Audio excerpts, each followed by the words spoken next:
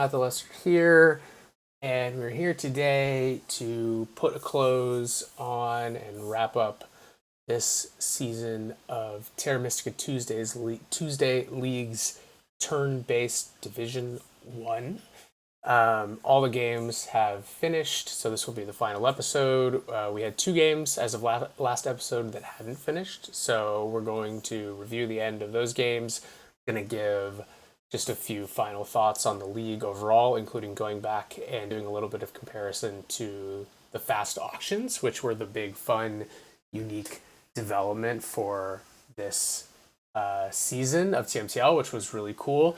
If you haven't caught the whole season, I'd highly recommend going back and watching the first two episodes where we talked about the process for doing fast auction, and then in season 2 or episode 2 revealed the results and showed sort of how the auction inputs came to the results, and I think hopefully got everyone a bit of a better understanding of the fast auction. And now finally here, we'll go all the way back and we'll revisit those one more time, having completed the games, and see how they kind of played out compared to how the games played out. But first, we have two games left to conclude, so let me go through these quickly. So the one you are seeing on the board here, you will remember, was Fire and Ice map with clusters extra scoring. I was playing mermaids, and as I unfortunately predicted correctly in the last episode, I did end up finishing last in this game. It was pretty clear from round 5 that I just wasn't going to have enough points. I thought for a minute there was a chance that I might nip the Darklings for third, but that did not quite happen. In the rest of round 6, this big building scoring round, I was able to complete my second town here. It was not worth it for me to build any more dwellings, given I didn't have Earth 1, and I wasn't going to catch fakirs or engineers on network or extra scoring. All of that together is pretty much why this game didn't end up the way I wanted it to. But because that wasn't going to happen, I ended up just building a temple to steal the air cult for a few more points and another TP to keep scoring those. Finished up at third place in network and an extra scoring, and that unfortunately just wasn't enough. I was pretty far behind in points banked throughout the course of the game, not having Earth 1, and just I had a very economic opening. This is one of those games where just wasn't able to translate that good econ from the first couple rounds into a sufficient number of points. Clusters is a very weird scoring in a whole bunch of different ways. I think it is very interesting. Go back and watch the first season for a really fascinating clusters game that I talked about. But this one just didn't really play out. I had a couple areas like down here, I7, H8, where had to spend 2 structures on a cluster. Also the mermaids, when they jump across the river with their ability here, combine those into a town, but lose clusters that way. So mermaids actually are not the greatest faction for clusters. And on the other hand, fakirs are an excellent faction for clusters. And engineers, though, I'm burying the lead a bit here. It's just a really impressive engineers game here from Red Alert, who took this one down with 181 points. Fire and Ice map is considered probably the worst map for Gray in general. And he didn't care about that at all. Found plenty of ways. He finished with 16 network, which is able to win network, got second on the clusters extra scoring, still got 2 towns, got both of his big buildings up for scoring them, scored a few stronghold pass points, and just found a hell of a lot of points along the way throughout the whole game. So really quite the impressive game from Red Alert. I think one of the things he did was a bit of a risk, but worked out really well. Was I commented a couple episodes ago about how he never took E4 and allowed the Darklings to have E4 to make this sanctuary town, which was obviously very good for the Darklings. But the engineers calculated that giving that to the Darklings was worth not spending a dig on a hex that was contributing to neither a new cluster nor a town, and instead shipped around and found this section down here, G7 through F7, that was a better spot in which to found a town, and also similarly was still able to get him connection. The reason it was a little risky is there was a possibility at one point for the Fakirs to steal G7, but I think they would have had to hard dig it and George opted to not waste that and connect this way more through the west, which was a much more efficient way of him doing so. And so engineers were able to get G7 and connect, and just really did well from there. I cut off their town in the north, or a combination of me and Darklings, me taking A6 and Darklings taking A4, cut off Engineer's town in the north, and it just, in the end, didn't matter. He still found the network win and a whole bunch of points. So, really impressive game from Red Alert. 150 to get last is a little sad, although in a game with extra scoring, it's not like that low, but high quality games produce high scores, and you got to do a little better than that if you want to win. So, I learned my lesson about mermaids between this one and the Fjords game that I talked about last time. I just really have to remember that they're really not my faction, and you really have to find a lot of points. Like I got 15 points on the ship pass style in the last round, which is what you're always looking to do as mermaids, and I still a pretty comfortable fourth place. So got to up my mermaids game a little bit going forward. Okay, now here's the other game, and this one, admittedly, I think I might be even more frustrated about. So Red Alert, a nice win again for him here as Witches on also Fire and Ice.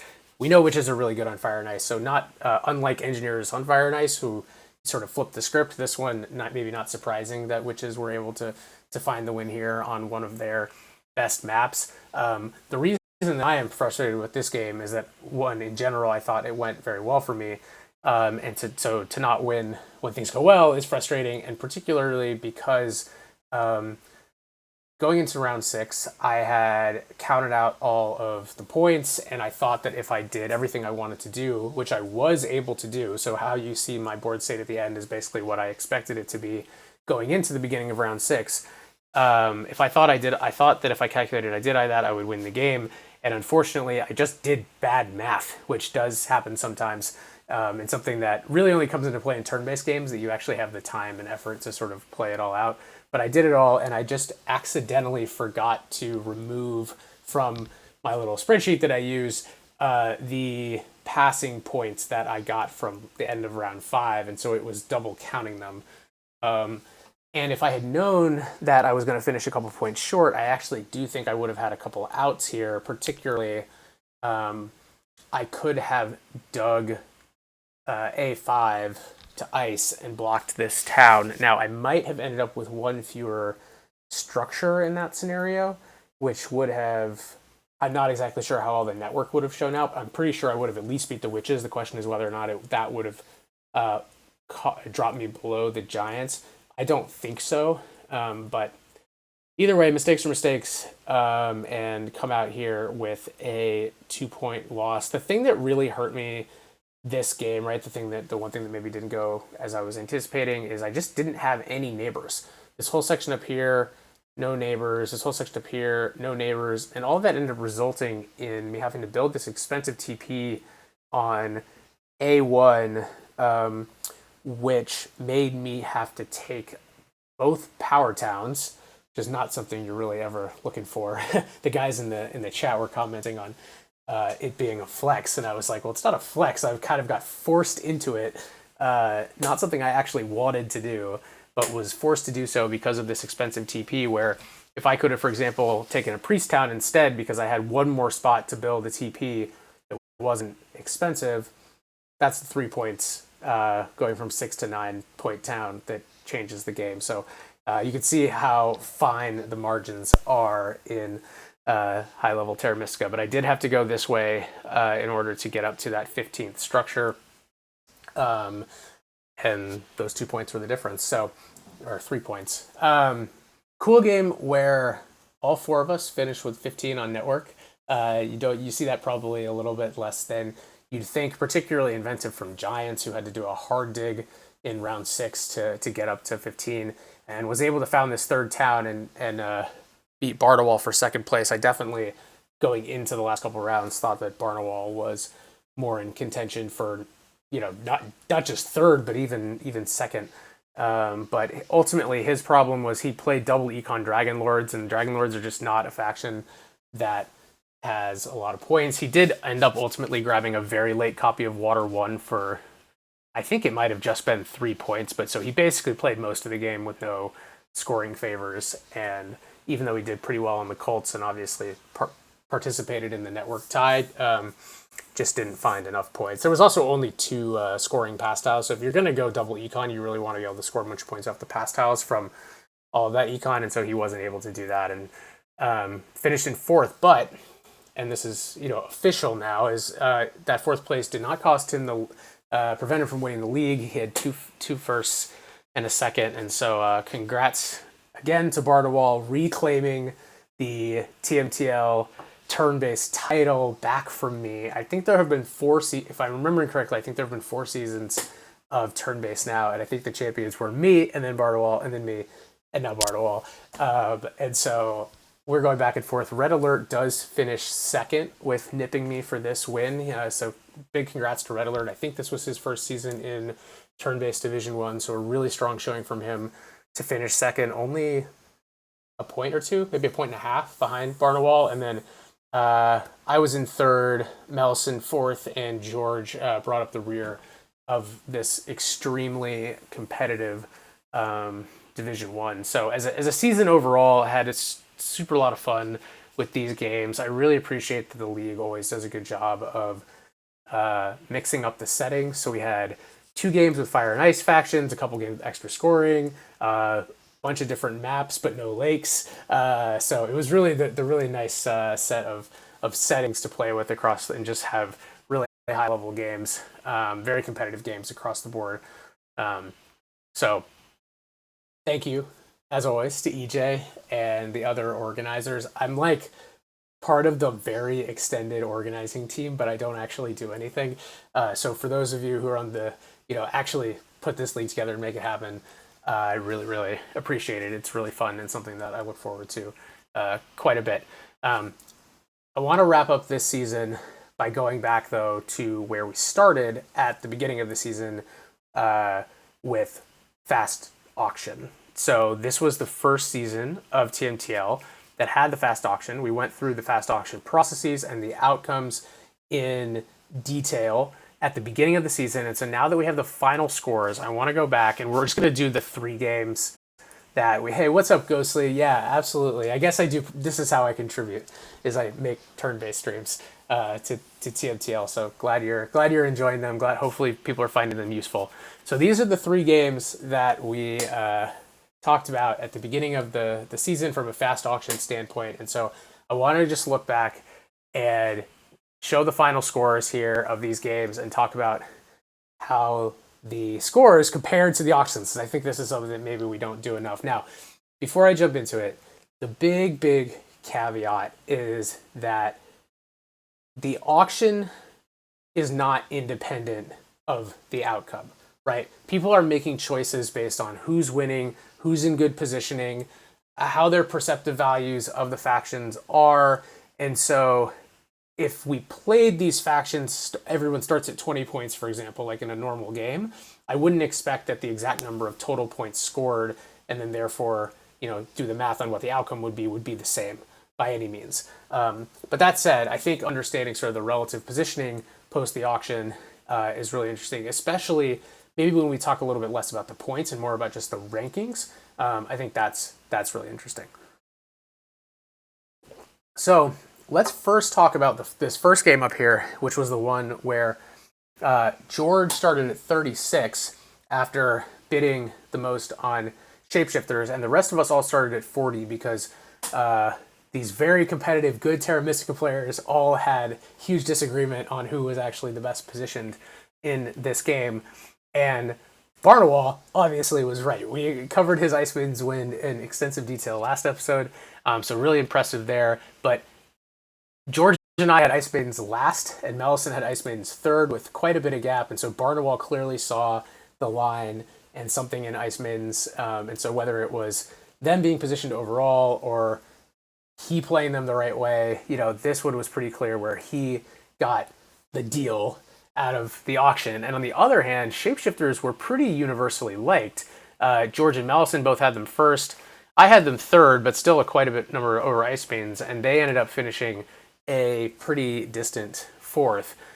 So most of the table had the wrong idea there with shapeshifters. Maybe people were enticed just because they're a faction that doesn't get played as much. But again, Barnwell was the one who actually, his ranking of factions in this game was exactly equal to their finishing order in the game, even by, I guess not so much by the gaps, but his gap between Ice Maidens and Alchemists was close, 11 versus 10, and then it became a big difference. But, oh no, wait, that's Alchemist to Mermaids.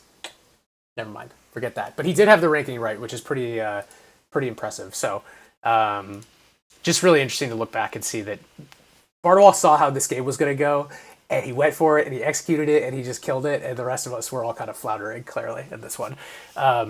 This other one, this is the one that we just talked about, the Ice Maidens and the Witches game. So this one, I think, is one where there was more universal agreement, and everyone was pretty much right about how this game was going to go. So even with these point gaps, the Ice Maidens and the Witches, which were everyone's first two factions, did do the best in the game. Now, more people had Ice Maidens ahead of Witches than just Red Alert, who picked his Witches and won.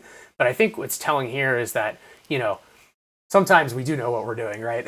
And everyone saw that Ice Maidens and Witches were going to have the best game, and then Giants and Dragon Lords were going to be quite a bit worse. And even with the points gaps that we were spotted, it still wasn't enough, and Giants and Dragon Lords did, in fact, finish in third and fourth.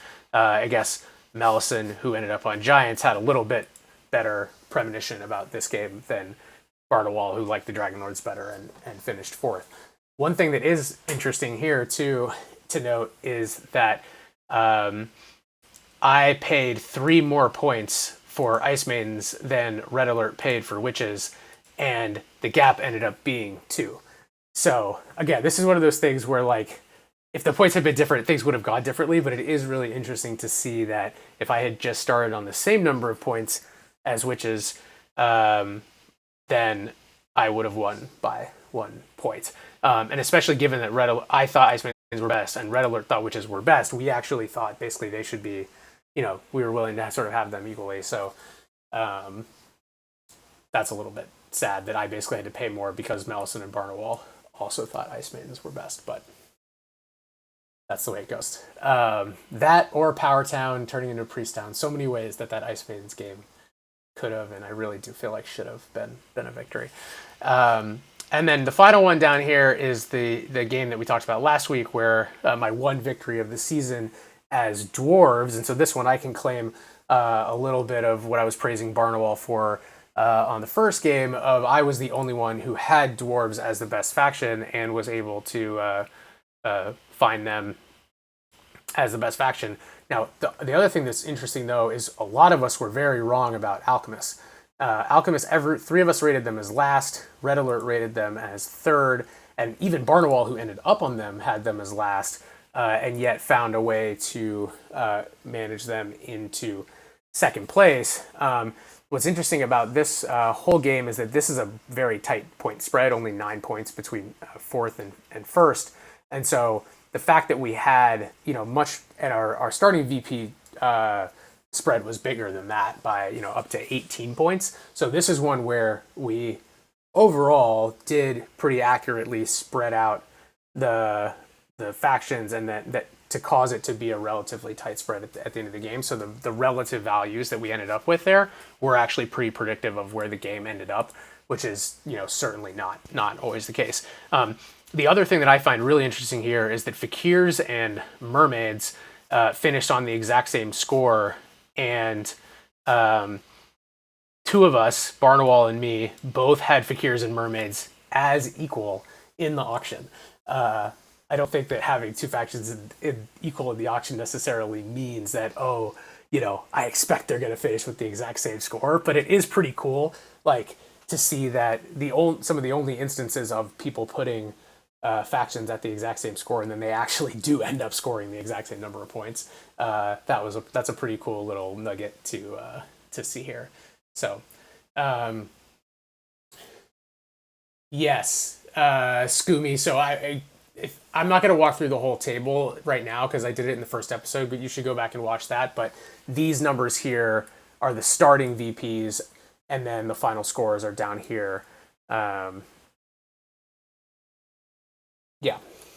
So, but I walked through it all at the beginning of the season. So, anyways, just really interesting to go back and see how the auctions compared, and that's it. It's been a good fun season. I don't think we're gonna do the group recap this time around, but I talked to some of the guys in the chat afterwards. Everyone I think had a really fun and great season. We've still got one more week of live games left. Not this coming week because it's 4th of July here in the U.S., but the week after that.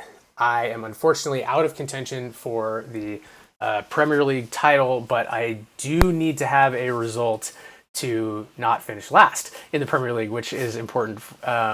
So I will be up for that in a couple weeks. And until then, I hope everyone who still has some turn-based games going is enjoying them. For those of you who have finished, hope you all had a good and successful season. And we will see you all, hopefully, for next season, TMTL, turn-based streams. I'll probably try to bring them back. And that's it. I hope everyone has a really nice weekend, holiday weekend for those of you in the US. And we'll see you soon. More fan faction content. That's what's coming next. All right.